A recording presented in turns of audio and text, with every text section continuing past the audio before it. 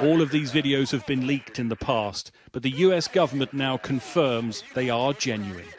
The U.S. Navy just made a stunning admission. Naval officials yesterday confirmed that 3 separate UFO videos released by the New York Times in 2017 and previewed on the show are actually genuine. So this was everywhere. The Pentagon actually released footage of UFOs. They do, in fact, show aerial phenomenon the Navy cannot explain, and that, in fact, our understanding of physics cannot explain. They actually confirmed the existence of UFOs.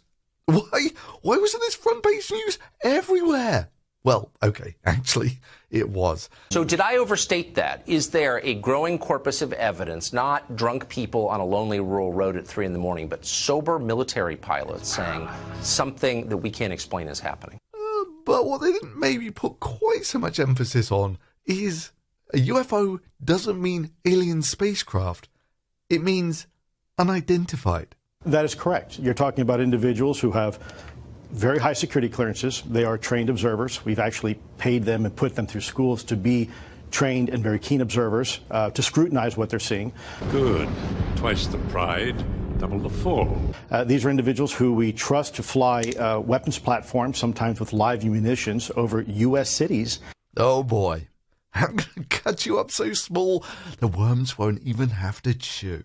And to fight and win wars on our behalf. And they're reporting to us that they're seeing something that they can't explain. And it's also being backed up by the video evidence. And I've got to say, it's stunning just how little effort these news organizations put into investigating this. But these must just be weather balloons, right? Well, the weather balloons that are expressing technologies that are far beyond our current understanding of aerodynamics, things that are maneuvering in ways that no aircraft that we are currently aware of has that capability. Because a headline like Elite Top Gun US Pilot from Aircraft Carrier Spots UFO on Infrared has a little more clicking power than, I don't know, someone misidentifies something mundane on infrared camera. What the hell is that? Is that quacking? I mean, Tucker Carlson, he's a reporter with a real news channel. This isn't fake news. This is the real news. Inside the Navy's 2015 encounter with a UFO. 1 million views 2 years ago. UFO footage released by Pentagon. Raw video 5 days ago. 2 million hits. Flight performance characteristics that are well beyond the threshold of what we would consider I think, normal or routine for aircraft. Damn, what a gullible breed. Surface, there's no wings or anything approaching a wing, and there's also no obvious propulsion, so infrared doesn't pick up any jet trail or rocket exhaust coming out of these things. And of course, I wouldn't want you to think this is limited to Fox News. Pentagon officially releases UFO videos. 4.1 million hits. CBS. Pentagon officially releases UFO videos. Pentagon declassified leaked UFO videos 3 of 3. ABC. Million hits. Million hits. Million hits. Will someone keep those geese quiet? I'm trying to debunk these UFO sightings. In this particular case, you have objects that are doing things, maneuvering in ways without any obvious sign of propulsion and defying the natural effects of Earth's gravitational. Now there are three amazing pieces of footage released here. In a statement, the Department of Defense said it was releasing the videos in order to clear up any misconceptions by the public on whether or not the footage that's been circulating was real or whether or not there is more to the videos.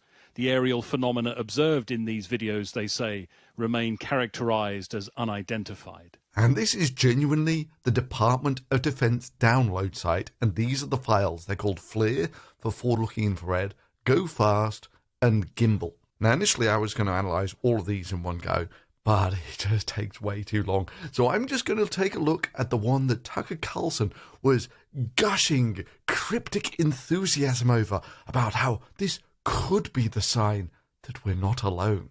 That's called Go Fast. And that would include this video. It shows 2 Navy pilots encountering something bizarre off the east coast of the United States. Watch this. Echo 61 Tango, Roger, Roger. Oh, got it! Roger, they're shooting. Did you box moving target? No, I took an auto track. Oh, okay. Okay, so he says there that he didn't box a moving target, he's auto-tracking something that's in the field of view. Okay? Oh my gosh, dude. Wow.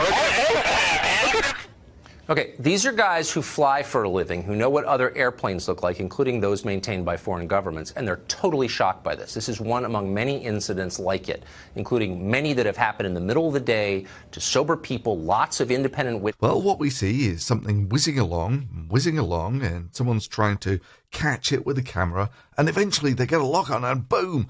Which, I've got to admit, when you understand what you're looking at here, is a superb piece of engineering. Now, what you've got to understand here is all of this footage is in the infrared. So hot things either appear as black or as white, depending on which mode the infrared is in. And how can you tell which one it's in? It's there in the overlay, that thing at the bottom there. So the target that we're tracking here isn't actually that much hotter or warmer than the surroundings. I mean, it's certainly not the sort of temperature you would get off a jet engine or any engine for that matter. I'm going to go out on a limb and say it's about the same temperature as a flying duck. Previously, they've said advanced unknown aircraft. I love hitmen. No matter what you do to them, you don't feel bad. Cool. So here we've got some infrared footage. So you can see it's a hot summer's day. It's 26 degrees. That's warm to the touch. And the sky obviously didn't put out much infrared. So what do birds look like in the infrared? And there you go. That's what birds look like in the infrared. So little specks of slightly warm stuff, because birds are warm-blooded, especially when they're doing exercise, like when they're flying. And of course, we can sort of change the contrast range on our camera such that we can, my God, look at those strange flying entities in the sky. My God, look at that. Look at those strange, unidentified aerial phenomena. I wonder what they could possibly be. And look, let's track them. And they change direction magically like that, defying gravity with no obvious signs of propulsion. Now they're saying unidentified aerial phenomena. And that is, it's a term borrowed from the British government. We used it in the Ministry of Defence, and we meant UFOs. And the guy running the sensor on the plane is probably bored out of his mind, and he's just trying to get a lock on to the duck. Actually, maybe it looks more like a seagull to me. And he's tried several times to get the lock on, and when he does, it goes zoom. It goes fast. How can that be? And how can this truly be a sign that we are not alone? And nobody's paying attention to this. I mean, this seems like a watershed moment. I mean, we have all this tape of objects defying the known laws of physics right next to U.S. military installations. The military admits it. Why is this not page one news everywhere? Well, it should be, absolutely. Well, planes, turns out, fly faster than birds. And the camera on this plane is gimbaled, such that, when the planes are flying along, they can look at a fixed point on the ground without too much fiddling. Now, where the camera is pointing is actually contained in the information on the overlay. So it's 40 degrees left, that sort of thing. Or that little dot there shows which direction the camera is pointing relative to the plane's motion. So let's see what happens when they get the lock on. It goes whiz, and the camera starts scrolling around to the left as the plane overtakes the bird.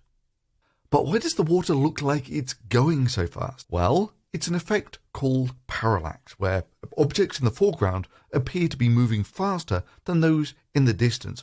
Or, if you were to lock onto the object in the foreground, the opposite would be the case. So, here is a simple schematic of roughly what you're looking at. The plane is flying along, and it gets the lock onto the bird, which is effectively stationary compared to the speed that the plane is flying at. And then once you get the lock on, the camera scrolls around, and it looks like the background is moving very fast compared to the bird. It goes fast. The U.S. government is admitting that they have no idea what these things are, that they're probably not some Russian superplane. Those who've actually been to space are skeptical about what the videos reveal. These objects are probably some kind of secret military program. The Pentagon, I'm assuming, declassified them because there was a lot of speculation going out there. They had already been leaked, so why not come out and say, okay, these films are genuine, they do exist, but we don't know what they are. So let's take the simplest schematic of parallax and compare this to the unidentified flying object seen by the fighter plane. These aircraft carriers that many of these UFOs have been interacting with, obviously these are billion-dollar assets. And if the official position of the most powerful navy in the world is, frankly, little more than, we don't know what this is, I don't think that's good enough. And I'm sure there's people out there who will say the mere fact that it's parallax is proof that it's aliens. Of all the threats the Corps ever faced, the gravest was an entity of fear known as parallax. I mean, your suspicion should have been first clued in when, yeah, you can just about make out it flapping its wings. You know, boom, boom, boom, boom.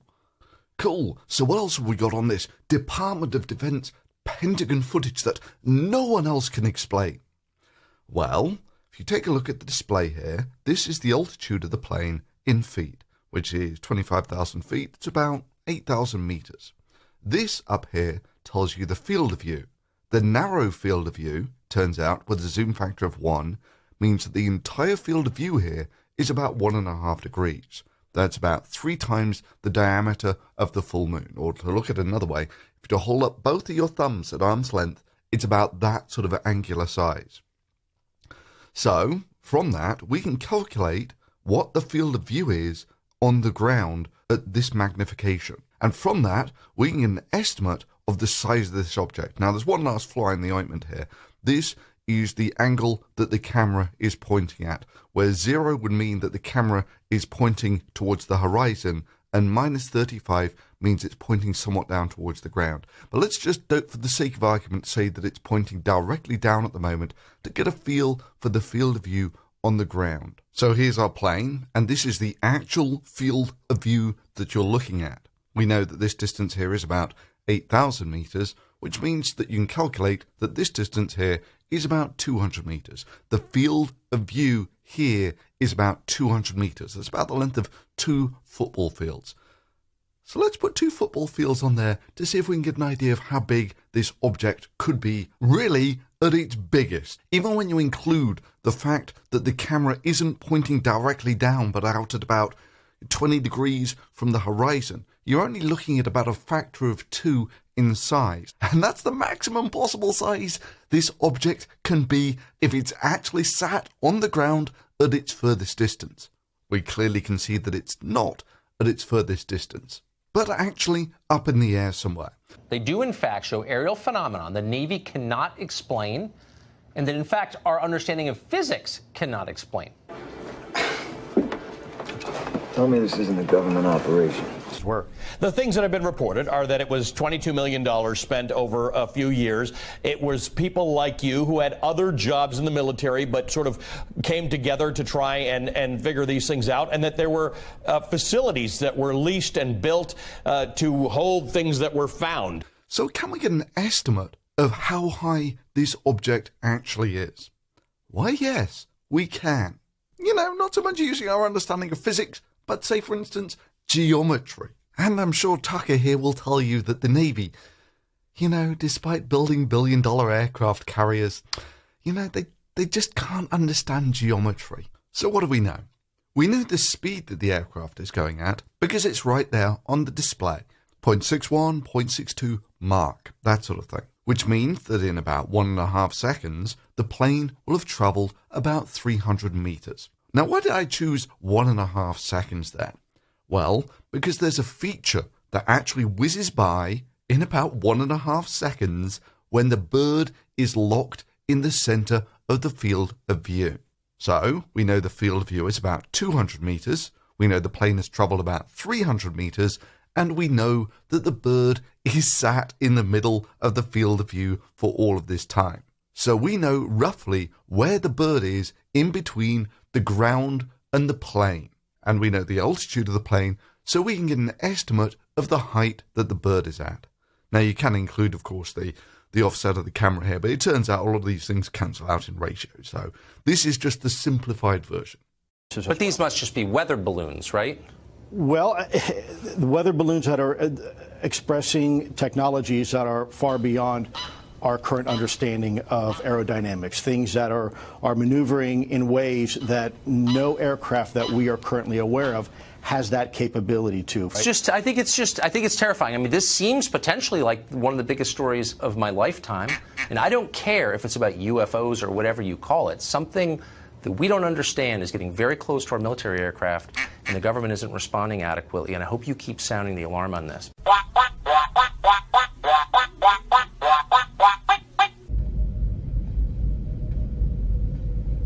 You enjoyed that. You're damned right.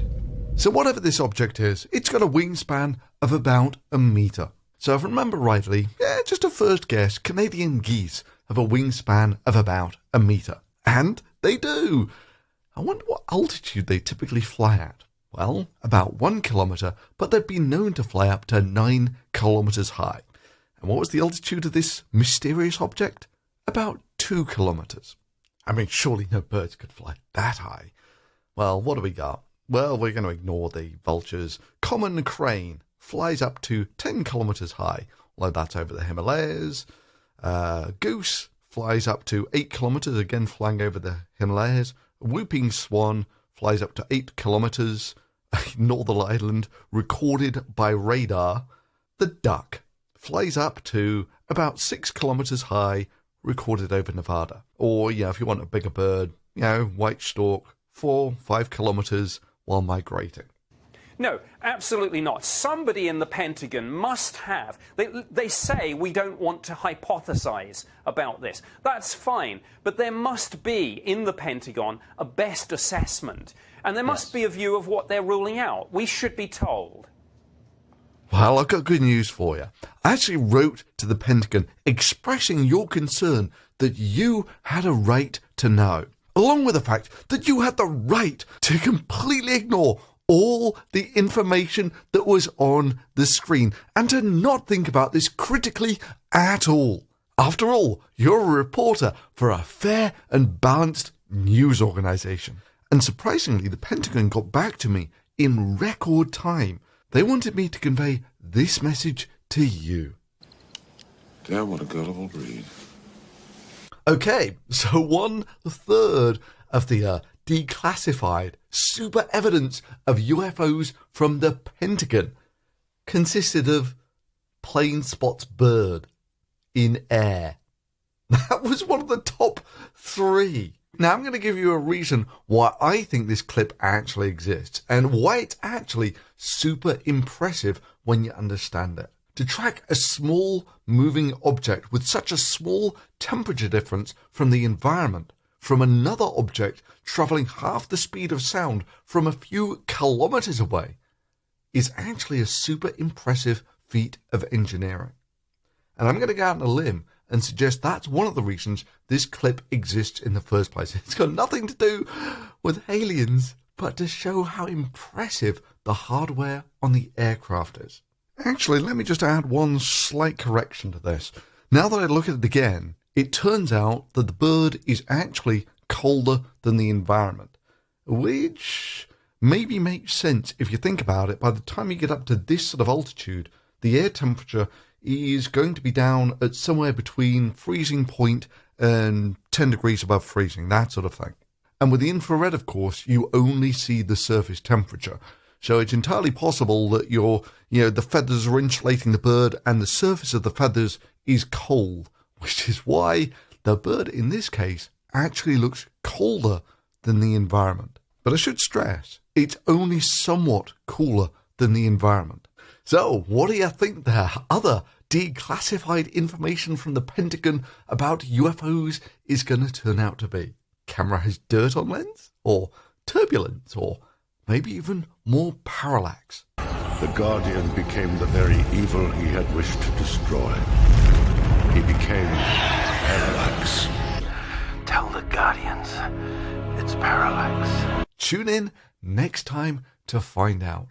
So I hope you enjoyed today's video, and drop a thumbs up on this video for the crushed souls of 1,000 geeks who have been going around for years saying that the best proof of aliens was in fact a duck or something. And make sure to hit the notification bell to make sure you don't miss out on new awesome videos. Patreon links are below if you want to support this channel directly. And as ever, thanks for watching.